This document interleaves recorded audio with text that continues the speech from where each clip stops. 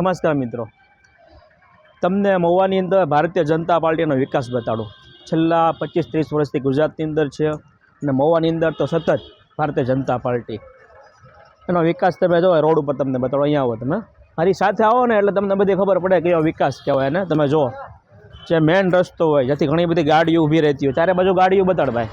આ નગરપાલિકા છે, નવું બને છે, નગરપાલિકાનું બિલ્ડિંગ છે. જો બધી ગાડી આવતી જતી હોય, મેઇન રસ્તો મેઘદૂતવાળો આ બાજુ. ભાઈ પાછળથી ગાડી લઈને આવે છે. તમે જો આ જે નગરપાલિકા હોય, જો આ ગટર તમે જો, આ આખી ગટર બતાડવાય. જો કેમ રેડી. જો આ ભાઈ બાજુમાંથી હાલે, જો આ ટેમ્પો ભરીને જોયું. આ રોડ ઉપર ગટર હોય છે, તૂટલી હોય છે અને ખાડો હોય છે. ભાઈ આ ભારતીય જનતા પાર્ટીનો વિકાસ છે, પણ લોકો કેવી રીતે એક્સેપ્ટ કરી લે છે ભારતીય જનતા પાર્ટીને. હું એની પાસે જાદુ છે, તું એની પાસે શૌર્ય છે, ખ્યાલ આવતો નથી. આ તમે જો ખાડો રોડ ઉપર જ છે. દાદા ખાડો રોડ ઉપર છે ને, અહીંયા આવો તો, અહીંયા આવો તમે. દાદાને પૂછશે ને, દાદાને ખબર પડશે આપણને. દાદા આ રોડ છે કે આ રોડ છે?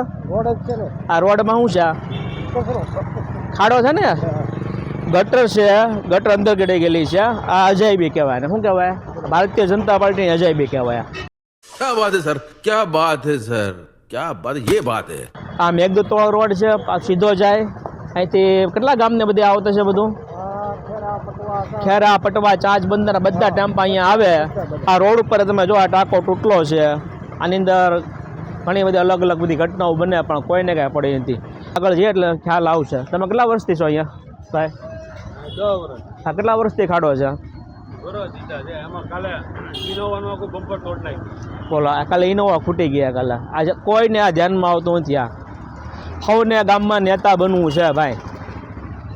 નેતા બનીને સૌને ભ્રષ્ટાચારમાં ભાગ પડો, પણ એને ખાડો કોઈને બતાતો નથી કોઈ નેતાઓને. લોકો ફરિયાદ કરે પણ કોને ફરિયાદ કરે? જો આ ભાઈ ફરિયાદ કરે પણ કોઈને ખબર પડતી નથી. આમ તો હવે લોકોએ જાગૃત થવું પડશે કે આ ખાડો છે ને, રોડ ઉપર ઉતરવાનું કારણ એટલે યાદ રાખજો. તો એક આમ જો ખાલી આમ તો રાખને, ખાલી આમ એટલે લોકોને ખ્યાલ આવે. આ ખાડો બતાડ ભાઈ. શું છે કાકા સારું? આ ખાડો પડી ગયો રોડ ઉપર. આ તમને કહો, આ કેમ લાગે તમને? આ સરકાર સારું કરશે કાંઈ? એ તો નગરપાલિકાને ફરિયાદ તો કરી છે બધાએ, પણ એ કંઈ થતું નથી. ઘણા ટાઈમથી ઓલા ભાઈ કીધું છે. હું કેટલા ટાઈમથી જોઉં છું. એ કેમ આ રોડ ઉપર જ છે ને? આવેદનપત્ર આપો. એ વાત સાચી તમારી. સૌને આવેદનપત્ર આપવા છે ને એ બધાને છૂટી જવું છે. શું નામ ભાઈ તમારું? અરમાનભાઈ. કેટલા ટાઈમથી ખાધો છે આ? ઘણા વર્ષોથી ખાધો. હા, તો આ ગાડી બાજુમાંથી હાલે. હા, હાલો ભાઈ, હાલો. હવે તમને ભારતીય જનતા પાર્ટીની બીજી અજાયબી બતાડો. ટોપ એક ખૂણા પણ એક જો અહીંયા ખાડો રહ્યો સામે. તમે જુઓ અહીંયા આ બાજુ આવી જાઓ. એક ખાડો જો અહીંયા છે. જો તમે આમ જો છે કે નહીં? જો આ કાંઈ જે આમ ખંભો આમ નાખી દીધો છે આમ સરસ મજાનું. અહીંયા ચેતન રેજો બોર્ડ છે એટલે લાગે આપણને. ભારતીય જનતા પાર્ટીની આ ત્રીજી અજાયબી બતાડું. પહેલાં તો બે ખાડા આવ્યા, આ ત્રીજી અજાયબી તમે જુઓ. આ ગટરનું ઢાંકણું ખુલ્લું છે. જો આ ગટરનું ઢાંકણું બતાડો, આ ખુલ્લું ઢાંકણું. હવે કદાચ સફાઈ કરવા આવ્યો છે, કદાચ ખુલ્લું રહી ગયું હશે, રિપેરિંગ કરતાં ખુલ્લું રહી ગયું હશે. પણ કેટલા ટાઈમથી હું જોઉં છું, ઘણા સમયથી, કે ખુલ્લું ને ખુલ્લું છે. સવારે અહીંથી તમે ઓટો એટલે લોકો જતા હોય વહેલા મોર્નિંગમાં. સ્ટ્રીટ લાઇટ ઘણી વખત બંધ હોય, કદાચ આમાં કોઈક પગ ગડી જાય, કોઈક આની અંદર આવી જાય, એક્સિડન્ટ થાય. આ બધા આ જો ઢાંકણું કાઢું તમે જુઓ અહીંયા છે કે નહીં? આ તમે જુઓ,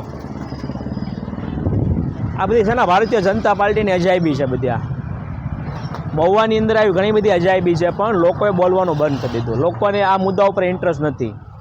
બસ લોકોને એવા મુદ્દા ઉપર ઇન્ટરેસ્ટ છે જે મુદ્દાની અંદર એને ન પડવાનો એવા મુદ્દા હોય ચાંટી જાય છે, અને આ મુદ્દા ઉપર એ કંઈ બોલી શકતા નથી. આ તમે ગટરનું ઢાંકણું ખુલ્લું છે, આ કોની જવાબદારી આવે? મહુવાના નેતાઓની આવે, તંત્રની આવે, સરકારની આવે? કોની જવાબદારી આવે? આગળ આવો. હજી એક અજાયબી તમને બતાડું.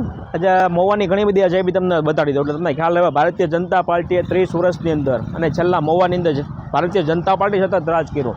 એણે કર્યું શું ગામનું? સાહેબ ગામની દશા બદલાવી નાખી આખી. સરસ મજાની દશા બદલાવી. બધી દશા તમને હમણાં બતાડું અજાયબી અમને. ચાલો મારી સાથે. તમે ઢાંકણું તમે જુઓ, આની ઉપરથી વાહન ચાલે, લોકો ચાલે. સૌને સિમેન્ટના રોડ બનાવવા, બસ એકલા રોડ બનાવી નાખવા, રોડ બનાવીને તોડવા. બીજો કોઈને કાંઈ ધંધો આવડતો જ નથી આ ભારતીય જનતા પાર્ટીની સાથે જોડાયેલા દરેક લોકોને. આ ઢાંકણું તમે હરખાઈથી બતાડો, તમે આમ જો ભાઈ, આ ઢાંકણું બતાડો, આમ જો તમે, આખું ઢાંકણું હલ્લે તમે જો. આની અંદર લોકો આવતા જતા હોય, કેટલી બધી તકલીફ પડે. અને આ પોશ ઇલાકો જોવો તો ખરી, રીચ ઇલાકો છે. આજુબાજુના મકાન બતાડો એટલે ખ્યાલ આવે બધાને. સારા વ્યક્તિઓ જ્યાં લોકો રહેતા હોય, તમે જુઓ ઇલાકાની અંદર આ ગટરના ઢાંકણા તૂટલા હોય. આમ જોવો તો ખરી, આ ભારતીય જનતા પાર્ટીની અજાયબી. આ તમે 25-30 વર્ષથી રાજ કરો ને ભાઈ, ખાવણો લાવો છે અમને. આમ આદમી પાર્ટી લાવી છે એમ કહે છે, પણ આમ આદમી પાર્ટી કદાચ ઢાંકણા ઉઘાડા રાખી દે તો પછી આમ આદમી પાર્ટી શું કામ નહીં? આમ આદમી પાર્ટીમાં જ પાછા ભારતીય જનતા પાર્ટીના બધા હોદ્દેદારો ચૂંટણી લડશે તો આવા જ પાછા ખાડા આપણને જોવા મળશે. છેલ્લા ઘણા વર્ષોથી ભારતીય જનતા પાર્ટી છે. આ જો એની અજાયબી, આવી ઘણી બધી અજાયબી છે. તમને બતાડું ભાઈ, તમે મારી સાથે આવો ને એટલે બતાડો. થોડીક જ અજાયબી બતાડું છે, તમને ખબર પડી જાય કે મહુવાની દિશા કઈ છે. મહુવા કઈ દિશા તરફ આપણે જઈ રહ્યું છે અને આપણે અસુવિધામાં જીવી રહ્યા છે.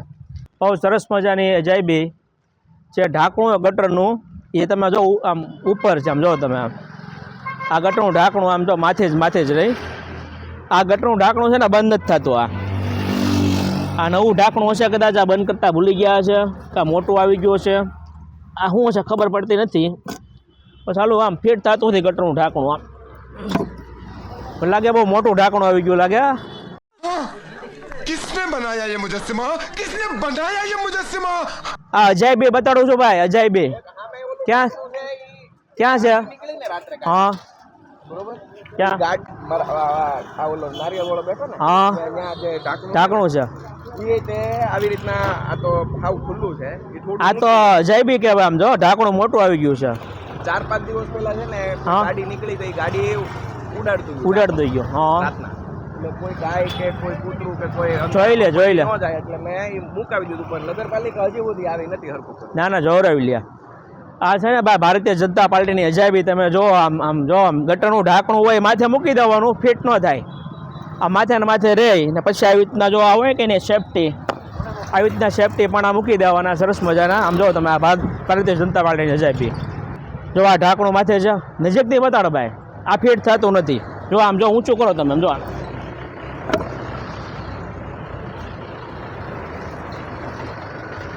હવે આગળ હાલો એટલે તમને બીજી અજાયબી બતાવો ભારતીય જનતા પાર્ટીની. 30 વર્ષમાં કેટલી બધી અજાયબી છે ને. આ તો એક ગામ પૂરતી અજાયબી છે મહુવાની.